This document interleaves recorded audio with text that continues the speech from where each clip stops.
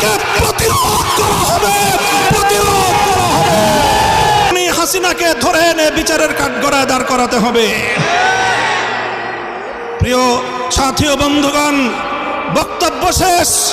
ইনশাআল্লাহ বিগত দিনে যেভাবে আমরা রক্ত দিয়েছি পিলখানায়, যেভাবে